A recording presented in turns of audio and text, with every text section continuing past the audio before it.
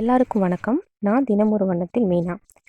தேன் மாதிரி தித்திக்கக்கூடிய பலாப்பழத்தில் உள்ள பலா கொட்டைகளை வச்சு இன்றைக்கி ஒரு சூப்பரான மசாலா பார்க்க போகிறோம். இந்த மசாலா செய்கிறதுக்கு ஃப்ரெஷ்ஷான பலா கொட்டைகள் தான் தேவை. அதை நான் இன்றைக்கி எடுத்து சின்ன சின்னதாக கட் பண்ணி தண்ணியில் போட்டு வச்சுருக்கேன். அதுக்கு முன்னாடி இன்றைக்கான கோலம் என்னன்னு பார்த்துட்டு வந்துடலாம்.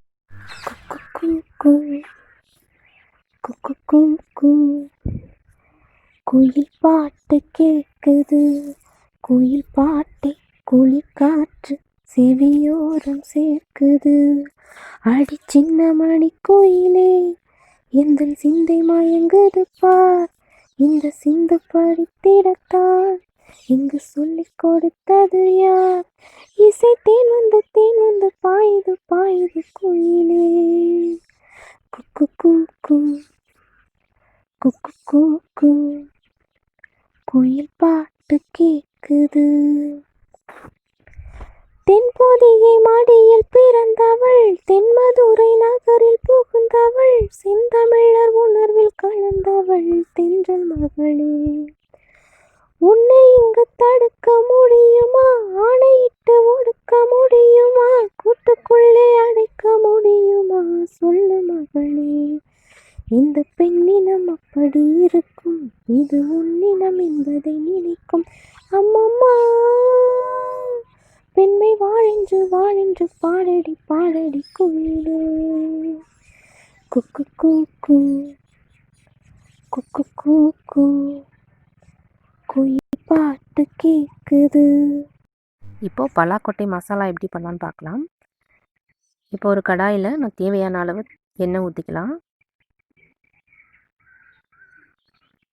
எண்ணெய் நல்லா காஞ்சதும் அதில் கொஞ்சம் கடுகு ஜீரகமும் சேர்த்துக்கிறேன்.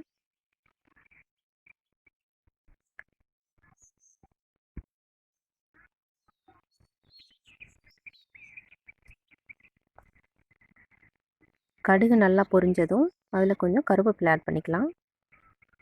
கூடவே 3 பச்சை மிளகாயும் ஆட் பண்ணிக்கிறேன்.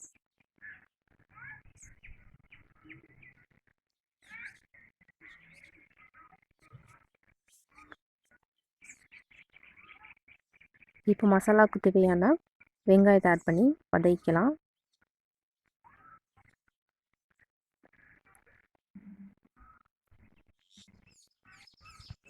வெங்காயம் நல்லா வதங்கினதும் அது கூடவே கொஞ்சம் இஞ்சி பூண்டை நான் இடித்து சேர்த்துக்கிறேன்.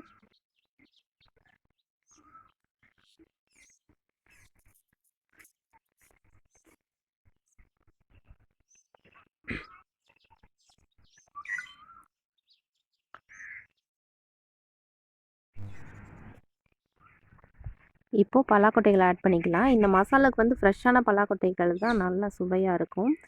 ஒரு 2-3 டேஸ் ஆகிடுச்சு அப்படின்னா அந்த பலாக்கொட்டை வந்து நல்லா காஞ்சிரும். ஸோ அப்போ அந்த மசாலாவுக்கு நல்லா இருக்காது. அதனால் ஃப்ரெஷ்ஷாக இருந்தால் எடுத்துக்கோங்க. இப்போது எண்ணெயில் நல்லா வதக்கிட்டு உப்பு சேர்த்து வதக்கிட்டு கொஞ்சமாக மஞ்சள் தூள், மிளகாய் தூள், கொஞ்சமாக கரம் மசாலா சேர்த்து லைட்டாக தண்ணி ஊற்றி வதக்கலாம்.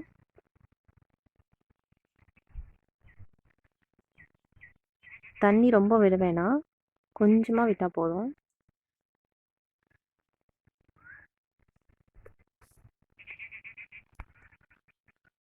இப்போ பலாக்கொட்டையெல்லாம் நல்லா வெந்துருச்சு.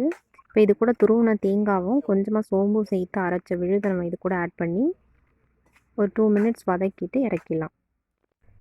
அவ்வளோதான், நம்மளோட பலாக்கொட்டை மசாலா சூப்பராக ரெடி ஆகிடுச்சு. கொஞ்சமாக மல்லித்தலை தூவி இறக்கிடலாம். இந்த சீசனில் ஈஸியாக கிடைக்கிற பலாப்பழத்தோட கொட்டைகளை வச்சு ஒரு சூப்பரான மசாலா பார்த்தோம். உங்கள் எல்லாருக்கும் இந்த கோலமும் நம்மளுடைய பலாக்கொட்டை மசாலாவும் ரொம்பவே